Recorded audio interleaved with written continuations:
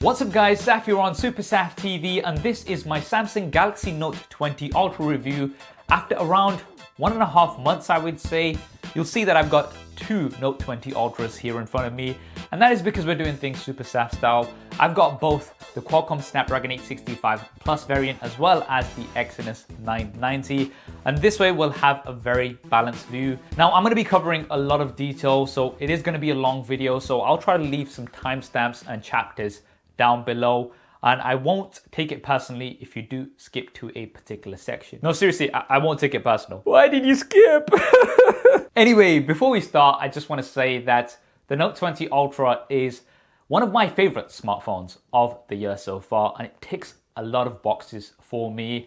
And I think most importantly, what I like about the Note 20 Ultra is that a lot of feedback that we had about the Note 10 Plus as well as the S20 Ultra has been taken on board by Samsung, and we've got a lot of the improvements that we had asked for. Initially, I want to talk about the display, and I know I'm going to sound like a broken record right now, but the Note 20 Ultra has one of the best displays on a smartphone right now. I would say that it is my favorite display on a smartphone. It's bright, it's sharp, it's vibrant, it's super smooth. That is thanks to the 120 Hz adaptive refresh rate. Now I know a lot of you guys are going to be going down in the comments that, yeah, but when you are at 120 Hz, you do switch down to full HD plus resolution. And that is absolutely true. At that high refresh rate, the Note 20 Ultra is automatically going to switch down to the full HD plus resolution. But honestly speaking, this is not much of a big deal. It's not something that I'd really noticed. Yes, it would have been great having both.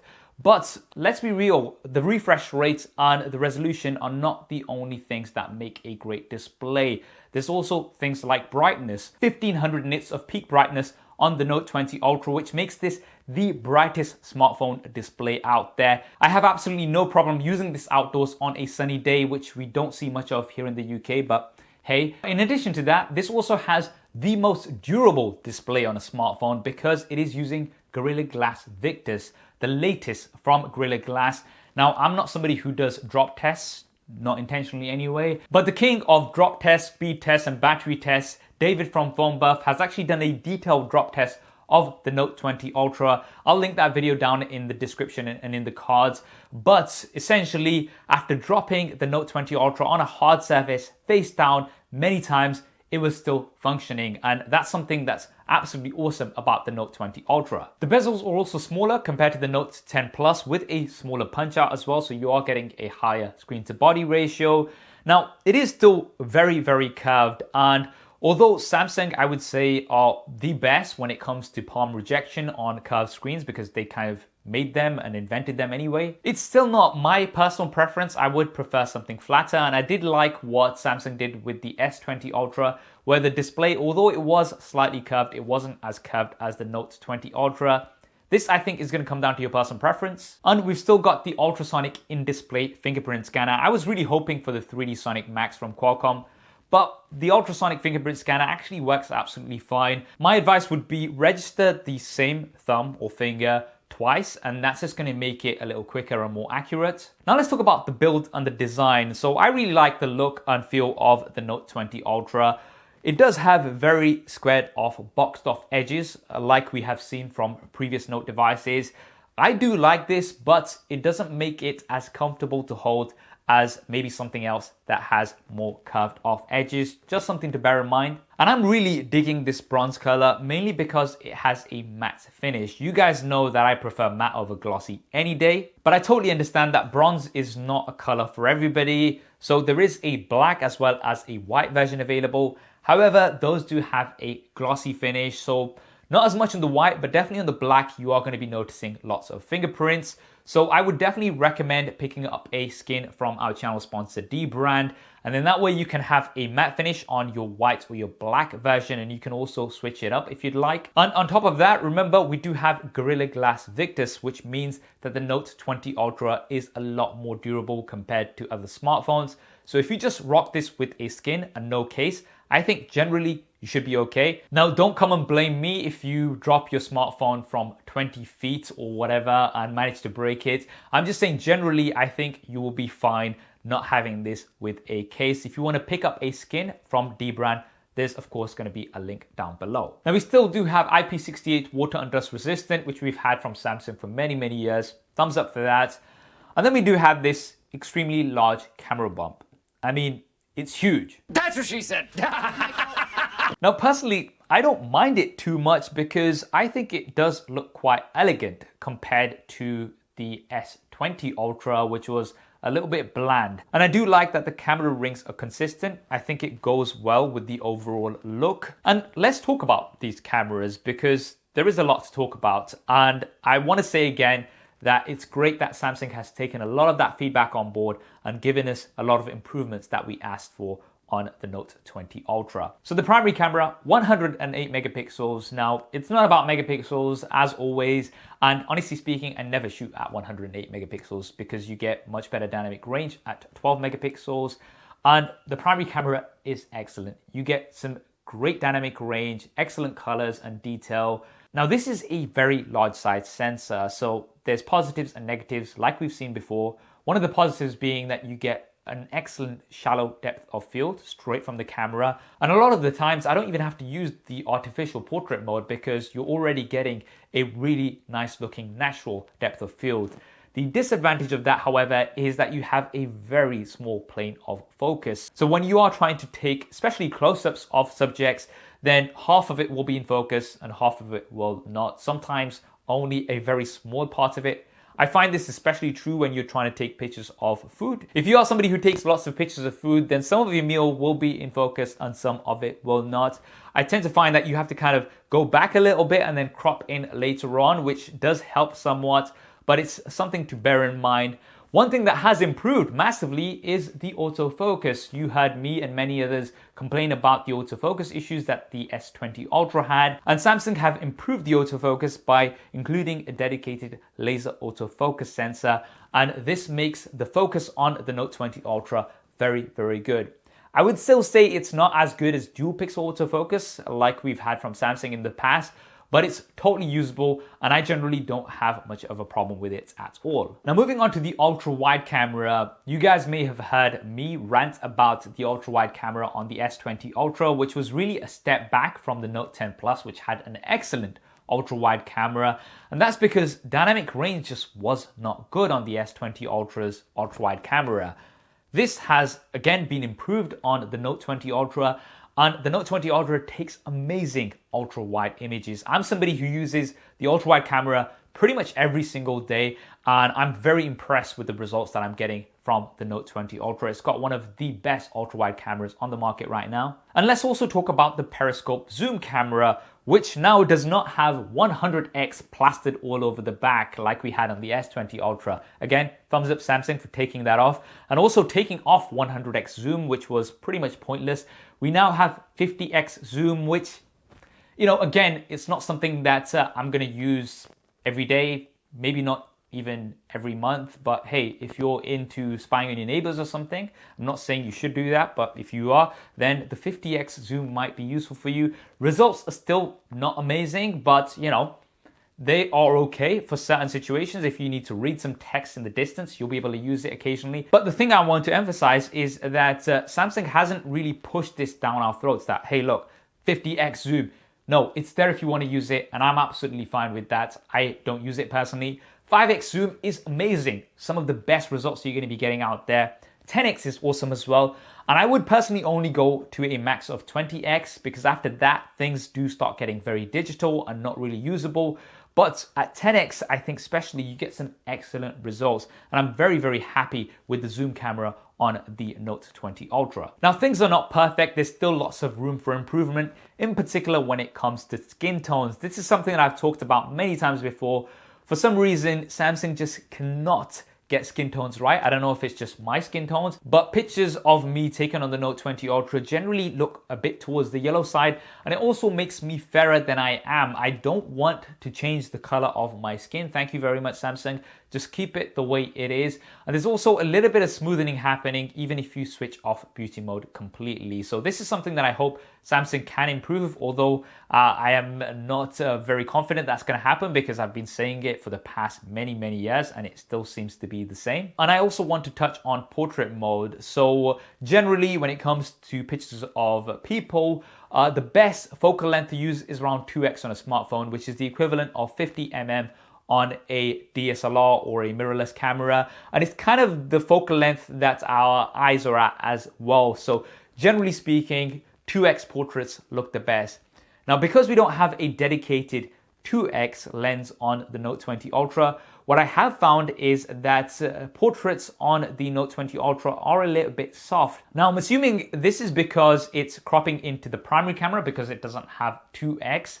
But that's just something that I have noticed with the Note 20 Ultra, and I do prefer the portrait mode from other smartphones compared to the Note 20 Ultra. Now let's talk about the front-facing camera as well.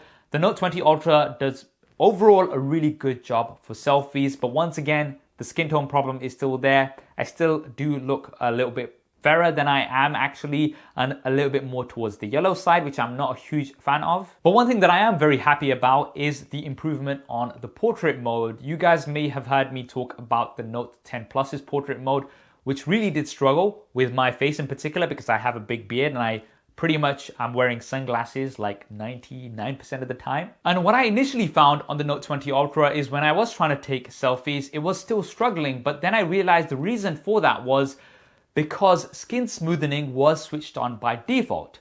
So it seemed like what the Note 20 Ultra was trying to do was smoothen my skin as well as blur the background, which computationally was a bit of a problem for it. And then what it would do is just give me a portrait without a blurry background, which is of course pointless.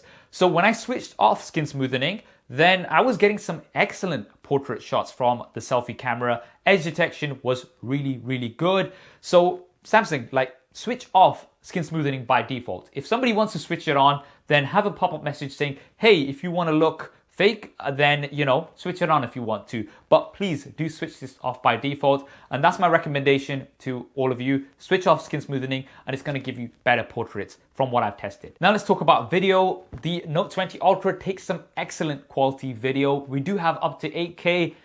Disclaimer, 8K does crop in quite a bit and you do lose things like stabilization. So I think it's going to be something that, a very small number of people are going to use. I personally use 8K very rarely on my Note 20 Ultra, but you might be somebody who does want that feature and hey, it's there. And there's also Pro Video mode, which I think is really good because it gives you a lot of control over your images. And it also allows you to do things like get more smooth zoom for your shots, which is awesome. And you also have more control over the audio recording, which is great, as well as the ability to use your Galaxy Buds Live or whatever to record audio on the Note 20 Ultra. So definitely a thumbs up for me for video recording on the Note 20 Ultra. And I would go as far as saying that the Note 20 Ultra records the best video on any Android smartphone out there right now. Why is that? Because I still would prefer the iPhone 11 Pro Max video over the Note 20 Ultra. And that's because it's just more consistent in my experience. And you also have consistent frame rates across the board. So on the iPhone 11 Pro Max, I can film at 4K 60 frames a second from the front, the ultra wide, the telephoto, as well as the primary rear camera. On the Note 20 Ultra, you only have 4K 60 from the front-facing camera and the primary rear-facing camera. You do not have 4K 60 from the ultra-wide or the telephoto camera. I don't know why that is, and I know not everybody is going to be filming at 4K 60 frames a second, but it's just consistency, I think, is quite important, especially if you're somebody who's going to be vlogging across multiple cameras. I think that's important, and I think the iPhone does that better. Now, the speakers are absolutely great on the Note 20 Ultra. They're loud and they do sound very good. However, the positioning of the bottom speaker is now on the left-hand side rather than what we had before, which was on the right-hand side. Now, this might not really seem like much of a big deal, and it's something that I've not heard anybody else talk about. But for me personally, when I'm gaming, I find myself covering the bottom speaker. Let me show you an example. So if you're gaming, you're going to be holding your smartphone like this generally. And that's because you can't hold it this way because the camera is then going to kind of be on your hand, which is quite uncomfortable. So when I'm gaming, say I'm playing some Call of Duty or whatever, I'm actually covering up the bottom speaker, which is not the best experience. And I wish that Samsung left the speaker on the right hand side. I'm sure there's some technicalities inside, but that's definitely a piece of feedback and something that you definitely should bear in mind, in my opinion. And speaking of the speaker placement, anyway, the S Pen location has also changed. So it's on the left-hand side compared to the right-hand side. This was not much of a big deal. I did find myself kind of reaching for it on the right-hand side, but you know, it's something that I got very quickly used to. And let's talk about the S Pen. I absolutely love the S Pen. Like, honestly, it's such a useful tool. And although I don't use it every single day, when I need to just do a quick doodle or like sign a document or something, it's so useful. And the S Pen has been improved massively. We've just got like 9 milliseconds of response time, so it's so smooth. Now there's lots more features of the S Pen, like improved handwriting recognition, the ability to import PDFs and annotate them. If I go through every single one, this video is going to be over an hour long. I'm sure there's lots of great videos which cover all of the tips and tricks of the S Pen. So, you know, have a bit of a search on there. But for me, I think the S Pen is just a very useful tool, which even though you might not use all the time, when you do have it, you're thankful that you do have it. I also use it to edit images, something that I do a lot. So again, having that precision is just not possible by just using your finger. Now, we also still have the remote control features, so you can use it to take images, which is really the only thing that I use the remote trigger for. If I want to take a group shot or something, I can just mount the camera somewhere. I mean, right now with lockdown, I don't really see people, so you know, I don't take many group shots. So long. But yeah, it can be very useful for those situations. Do I wave my S Pen around to do stuff? No, I don't. I'm not Harry Potter. I don't need a wand to control my smartphone. It's just easier to reach over and do things myself. So yeah, I mean, those features are there. They might be useful to some of you, but it's not something that I use. Nevertheless, S Pen, great. Now quickly also touching on the software, OneUI on top of Android. It's great. I really like it. It's one of my favorite skins on Android. It's clean. It's very customizable. And let's talk about battery life before we go on to the whole Qualcomm versus Exynos debate. So firstly, charging options. We've got wired charging, wireless charging, as well as reverse wireless charging, which I really don't use much, but hey, it's there if you need to use it. Now for charging, you do get a 25-watt charger out of the box, which is pretty fast. I mean, it's absolutely fine for me. Yes, it's not a crazy speed like we're seeing from lots of other manufacturers. And also the 45-watt charger is no longer supported on the Note 20 Ultra. And as far as I can tell, it's because, you know, Samsung probably didn't sell as many when it came to the S20 Ultra, because 25 watts is absolutely fine. And wireless charging as well. I'm personally somebody who uses wireless charging all the time, so I can just drop this on a wireless charger and kind of wake up to it fully charged. And battery life. So battery life has been, I would say, good on the Exynos version, but better than good on the Qualcomm version. And this is something that I've talked about many times before, and it's also the case here.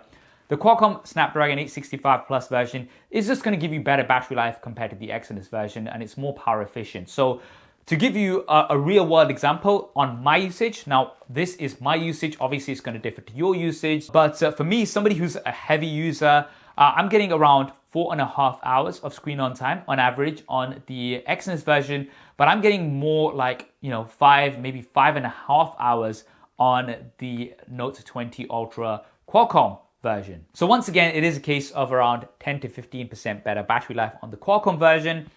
And let's break down all of the differences between the Qualcomm version and the Exynos version. So first and foremost, the Qualcomm version is more powerful. It's faster.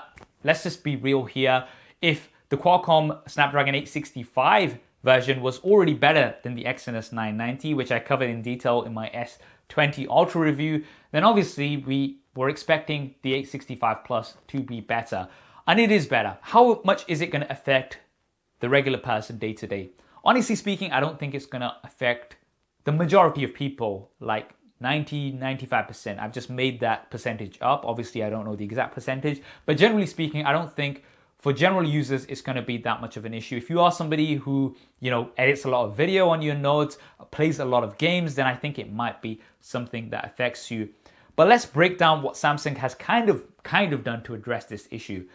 Firstly, the Exynos version does come with a larger storage version. So you are getting a base of 256 gigabytes versus the 128 gigabyte base on the Qualcomm version.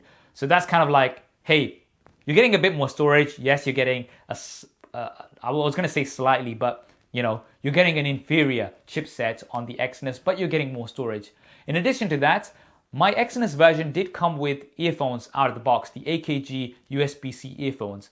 My Qualcomm version did not. Now, I'm not sure if this is going to be the case for every Exynos version out there, but I can only talk based on my experience here in the UK compared to getting the Qualcomm Snapdragon 865 Plus version imported in. The Exynos version did have earphones included. So that's kind of like another cushion to that blow, shall we say. And pricing as well. So the Note 20 Ultra in the UK costs £1,180. The Qualcomm version, if we convert dollars to pounds, not including tax, because I paid tax on my way in. So getting this imported in cost me around £250 plus around £1,000 with the conversion of US to UK pounds. You're looking at roughly, again, this is very, very rough, you're looking at around £1,250 for the Qualcomm version compared to the £1,180 of the Exynos version. So the Exynos version is coming in a little bit cheaper if we consider all of these things. Of course, UK tax is crazy and much higher compared to other places, but I'm kind of basing it on a person that's sitting here in the UK who's maybe thinking of importing the Qualcomm version in. So is the Qualcomm version worth the extra money, even though you're not getting the headphones and you're getting a smaller storage version? I think it is, but I think the bigger problem that I have is something that Zach from Jerry Rig Everything mentioned, and that is that both of these smartphones, although they're very different in many ways, are being marketed as the same smartphone, and I also have a problem with this. Now, don't get me wrong, I totally understand that there's lots of logistics and supply and demand issues which we simply don't understand. I mean, I recently launched my own sunglasses, and although this is at a much smaller scale, the logistics were absolutely insane. And I know Samsung is experienced in this area, but maybe it's not as easy as that to get a Qualcomm version across the board. There's clearly lots of things going on in the background, and I get that, that's fine. But then don't market us the same smartphone when it's different, right? Call the Exynos version something different. Maybe call it the S20e Ultra. I mean, okay, look, I'm not paid to come up with these names, all right? But just name it something different. It's 2020. We are international. I have probably more friends in the US than I have in the UK. I, as well as pretty much all of the consumers, are going to be unhappy if they are getting an inferior version compared to their friends in other regions. So Samsung, I totally agree with Zach. You need to name these differently if you are giving different versions. You can't market these as the same device when they are not. Having said all of that, can I still recommend the Note 20 Ultra? 100%. I think it's an excellent smartphone, and it's definitely one of the best smartphones of the year so far. Can I still recommend the Exynos version? As I said, for most people, I think it's going to be absolutely fine. I just had a friend recently who bought the Note 20 Ultra Exynos version and absolutely loves it. Not a crazy heavy user like I am, so I think it should be fine for most people. But that's what I think. If you are still watching this video, then thank you. Like, seriously, you actually stayed all the way to the end. I absolutely love you, and I would love to give you a virtual hug because we can't actually give people hugs right now. Anyway, what do you guys think of the Note 20 Ultra? Are you going to be getting it? Do drop me a comment below. Let me know your thoughts. I hope you enjoyed this very long video. If you did, then do hit that thumbs up button for me. And if you want to see more content like this, then be sure to subscribe and hit that bell icon. There's a lot of tech coming. I mean, it's Tech-tember, Tech-tober, Tech-vember. There's a lot of stuff coming, trust me. So you're going to want to subscribe and hit that bell icon. Thanks for watching, guys. This is Saf on SuperSaf TV, and I'll see you next time.